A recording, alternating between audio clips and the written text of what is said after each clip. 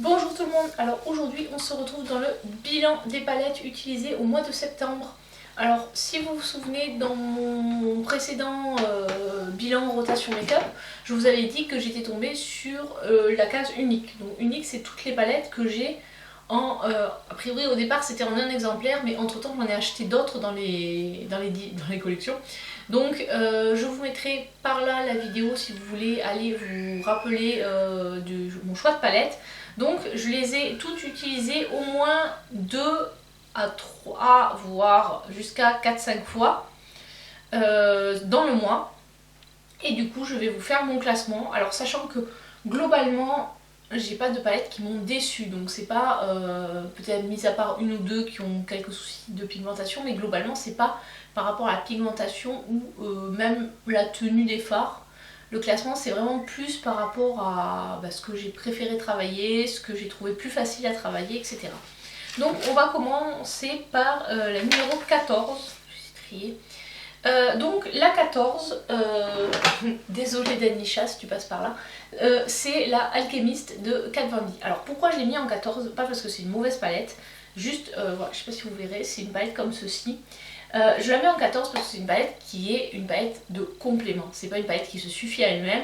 Si vous sortez cette palette là, alors certes vous pouvez les utiliser en highlighter, mais c'est des produits que vous allez forcément devoir utiliser si vous l'utilisez sur les yeux en complément d'autres fards. Donc c'est pour ça qu'elle est en 14e place. Et puis bon, en fait on peut, à part voilà, ça peut être pour une touche lumière ou pour donner un aspect comment dirais-je, plus métallique, plus iridescent à un phare, mais voilà, on ne peut pas en faire autre chose que ça. Voilà, un aspect holographique en fait, parce que c'est une palette holographique. Voilà, on ne peut pas en faire autre chose que ça. Après c'est une bonne palette, voilà, qui donne de la lumière, qui peut... Alors je l'ai jamais utilisé comme highlighter, parce que bon, en termes de couleur, alors peut-être le pink qui pourrait être utilisé sur l'highlighter, mais bon, le violet, le bleu ou le vert comme highlighter, ça fait un peu bizarre pour la vie de tous les jours. Pour sortir, pourquoi pas, mais faut pas oublier que moi quand je me maquille le matin, c'est pour aller au boulot. Donc mettre un highlighter vert ou violet ou bleu, je pense que ça passerait moyen. Du coup, voilà, c'est pour ça qu'elle est dernière de ce classement, mais sinon c'est une très bonne palette. Donc je disais, la dernière palette de ce classement c'est la 15e, c'est celle-ci.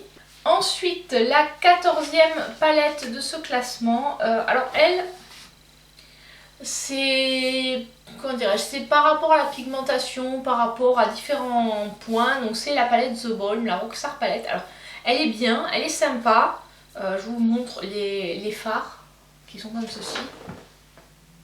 Et en plus, donc là il y a un highlighter et un blush, et là il y a des rouges à lèvres, ou qui peuvent aussi servir pour les joues. Moi je m'en sers en rouge à lèvres.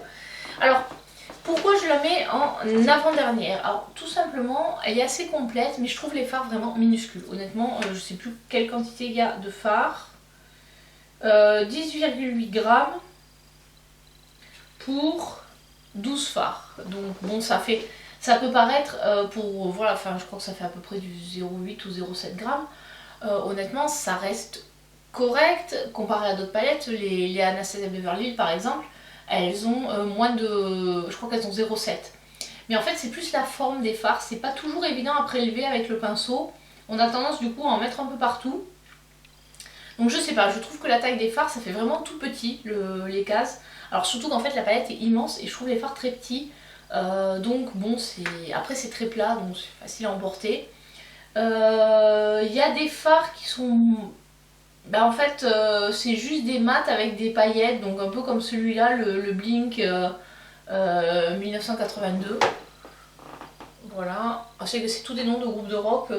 Après c'est assez poudreux et la pigmentation n'est pas non plus la meilleure. Voilà, c'est pas... voilà. Du coup ce que j'ai utilisé, j'ai beaucoup utilisé le beige et ces fards mat en fait, cette colonne là. J'ai utilisé un peu le violet, un petit peu le rose. Celui-là pour accentuer, et après ceux-là je les ai très peu utilisés, à part cet argenté qui lui est très lumineux et très sympa. Mais voilà, c'est pas une palette qui m'a transportée en termes d'utilisation. Alors ce qui est bien, j'en parlerai dans mon autre vidéo bilan des autres produits de ma rotation make-up. L'highlighter et le blush sont très bien par contre, j'ai beaucoup aimé, d'ailleurs j'ai commencé à creuser un petit peu. Mais le reste de cette palette, ils m'ont Elle ne m'a pas emballé plus que ça. C'est une bonne palette. Mais honnêtement, en plus je crois qu'à l'époque elle coûtait dans les 30 euros. Et je trouve que pour 30 euros, franchement ça les vaut pas. Voilà, c'est... Maintenant on les trouve à 15-20 euros sur Vinted. 15 euros, oui, pourquoi pas. Plus, je pense pas que ça les vaille. Je trouve en fait The Balm, c'est une marque qui a été très à la mode, mais je trouve que les produits étaient un peu chers pour ce que c'était. Alors je sais que sur beauté privée, on a tendance à en trouver, donc à prix réduit pourquoi pas, mais à plein prix, non, ça les vaut pas. Donc nous allons passer à la 13e palette. Alors je les ai classées, j'essaie de la retrouver, laquelle j'ai mis en 13. Ah, j'ai pas mis de 13 parce qu'en fait j'ai mis 2 palettes ex aequo. Alors parce que c'est 2 palettes qui pour moi ne se suffisent pas à elles-mêmes. Donc la première c'est la Kat Von D Shade Night. Alors à la base c'est une palette de contour, mais moi j'ai détourné de son utilisation et je l'utilise plus comme une palette pour avoir des fards beige et au-dessus des fards de transition. Voilà, qui me permettent de faire mon creux. Parce que en fait je ne fais pas de contouring. Alors peut-être que je pourrais aller piocher de temps en temps dans les poudres si j'en ai besoin, mais là voilà, j'ai trouvé que cette utilisation était pas mal pour cette palette, parce que sinon honnêtement je ne l'aurais pas gardée. Je fais très peu de contouring, mais voilà, là donc ça m'a permis de trouver une utilisation à cette palette, toute sans avoir à la vendre, parce que honnêtement je trouve que quand on a des bonnes palettes, souvent on perd de l'argent à les vendre, et honnêtement les fards sont bien pigmentés et c'est une bonne palette de complément. C'est pour ça qu'elle va bien avec la BH Cosmetics Galaxy Chic, parce que celle-ci elle ne contient pas de mat, donc c'est pour ça que je les ai utilisées ensemble. L'une en fait pour, voilà, pour le beige et l'autre pour faire un peu le creux, et ces couleurs là pour donner toute la partie colorée du make-up. Alors ce qu'il faut savoir c'est que cette palette de BH Cosmetics qui s'appelle Galaxy Chic, c'est uniquement des fards qui sont cuits, donc on peut les utiliser secs ou humides. Pour des fards cuits je les trouve quand même bien pigmentés. Donc voilà, vous voyez, ça c'est un phare, ça c'est un autre phare. Vénus, j'ai testé Comet, ça c'est Mercury, donc ils ont tous des noms de planètes. Donc voilà, ils sont pigmentés, ils ont des reflets. Ah mince, j'ai mis les deux sur le même, mais c'est pas grave. Voilà. Donc oui, c'est une bonne palette, les fards sont pigmentés, mais pour moi, j'ai essayé de faire un maquillage avec que cette palette, mais ça manquait en fait de... Je trouvais que ça manquait de relief. C'était joli, c'était lumineux, mais ça manquait de relief. C'est pour ça que du coup je la mets en 12e position avec sa copine. Donc elle est son 12e ex aequo, et je trouve qu'en fait c'est un bon combo ces deux palettes là. Après honnêtement cette palette, si vous faites pas de contouring, je vous déconseille de l'acheter. Moi c'est parce que je l'ai eu dans le Mystery Bag et que ça me faisait mal au cœur de la vendre ou de la donner. Donc je l'ai gardée et voilà. Je trouve que c'est un bon combo avec la BH Cosmetics. Donc nous allons passer du coup à la 11e position. Et donc pour moi la 11e c'est la Mini Controversy palette, qui est comme ceci. Voilà. Alors qu'est-ce que j'ai à dire sur ces palettes là? Donc c'est une palette de chez Jeffree Star, c'est la nouvelle édition, puisqu'en fait dans celle-ci il y a un vert au milieu, qui n'était pas dans la première édition. Il y a un vert en commun avec la grande de la même collection que je vous montrerai après. J'ai utilisé surtout les violets là, les bleus là, et puis un peu celui-là. Voilà, j'ai pas tout utilisé dessus. Ça se travaille bien, c'est joli. J'ai dû piocher parfois pour chercher un lumineux. Enfin voilà, quand j'ai fait mon maquillage violet, en termes de lumineux, je suis allée piocher ailleurs parce que je voyais pas trop ce que je pouvais faire. Donc c'est pour ça qu'en fait, avec celle-ci, je trouve qu'on est quand même un petit peu limité en termes de couleurs. Voilà, à part les bleus où on peut faire quelque chose dans les tons bleus. Mais voilà, j'ai pas encore trouvé les harmonies à bien mélanger. Du coup c'est pour ça que je ne la mets que en 11e position. Après bon, sinon voilà, elle se travaille facilement. Ça reste une palette de bonne qualité, c'est quand même du Jeffree Star. Donc voilà, pas de soucis sur la pigmentation ou la facilité d'utilisation. Ensuite en 10e, parce que celle-ci j'aurais pu la mettre à une autre position. C'est ma Fenty Beauty. Qui s'appelle Moroccan Spice. Alors voilà, j'ai cette palette depuis le mois de décembre je crois, et donc c'est que maintenant que je découvre que le nom des fards ça a à voir avec les épices. Voilà.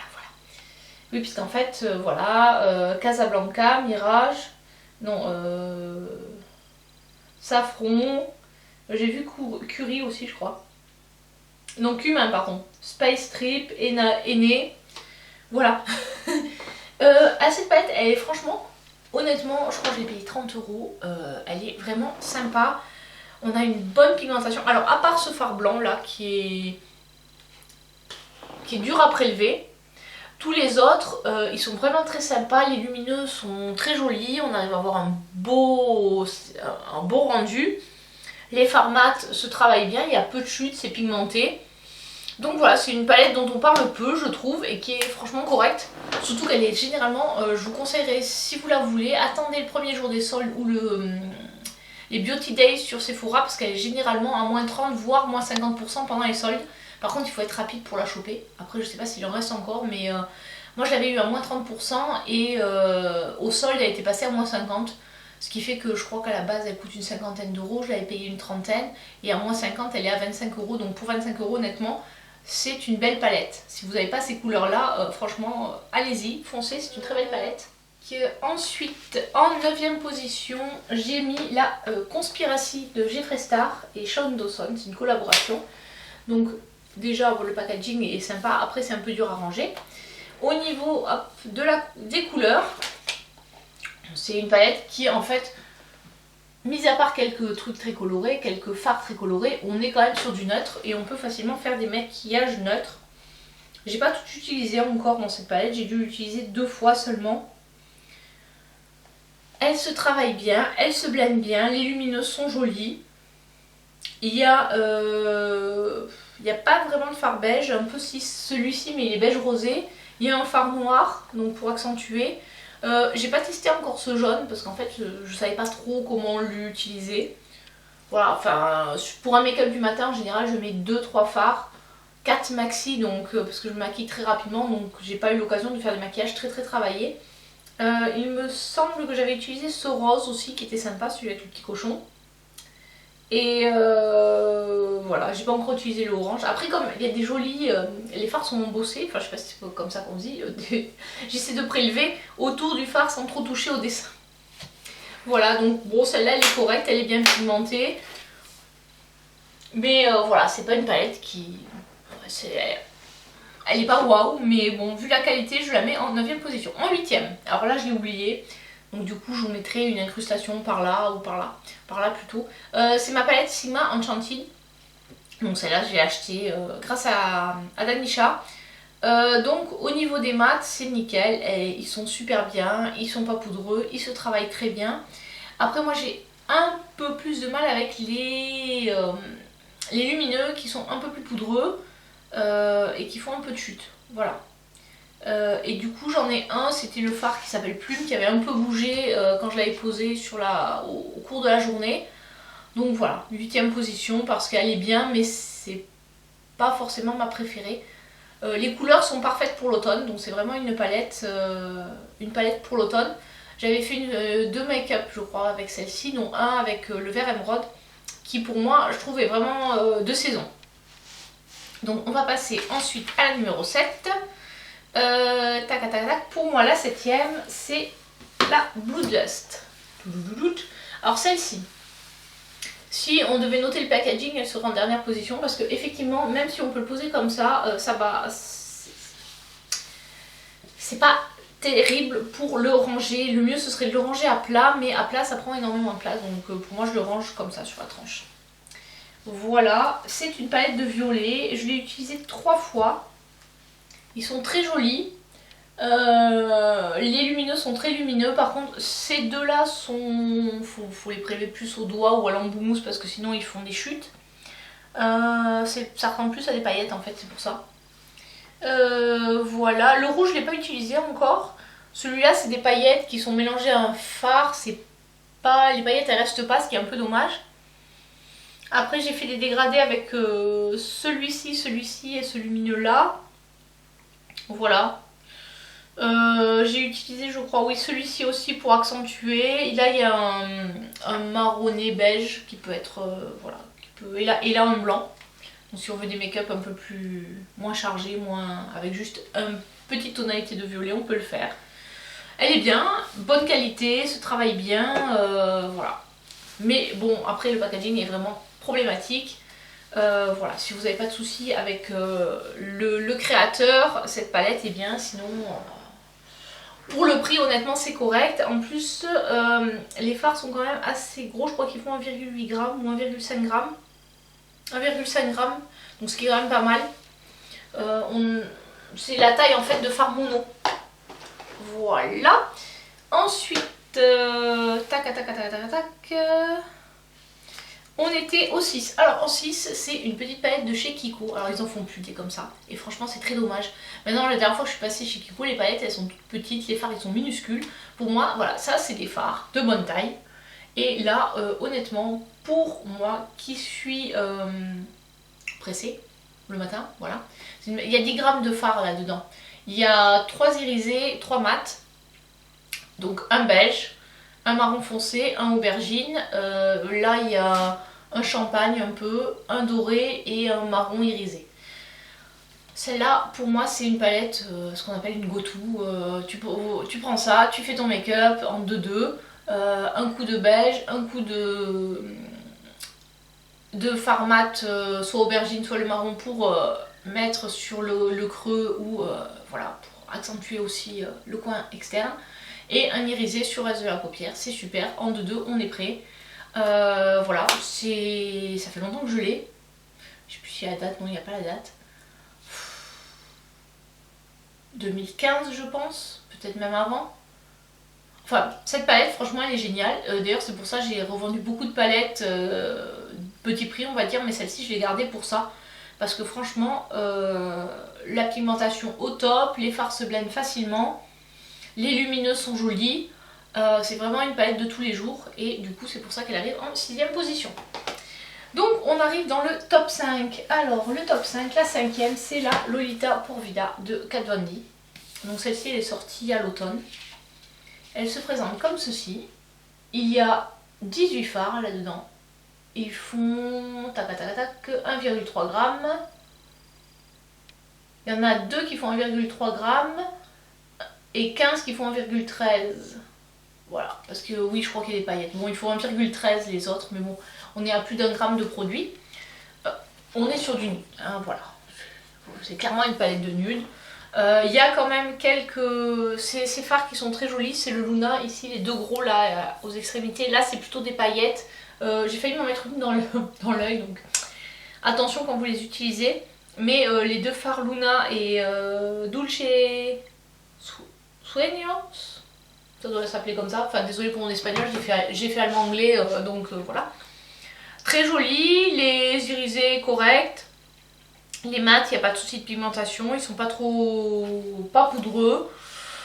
On peut facilement faire des make-up de tous les jours avec. Après voilà, il n'y a pas énormément, c'est pas coloré, donc si vous cherchez une palette colorée, non, je vous conseille pas celle-là.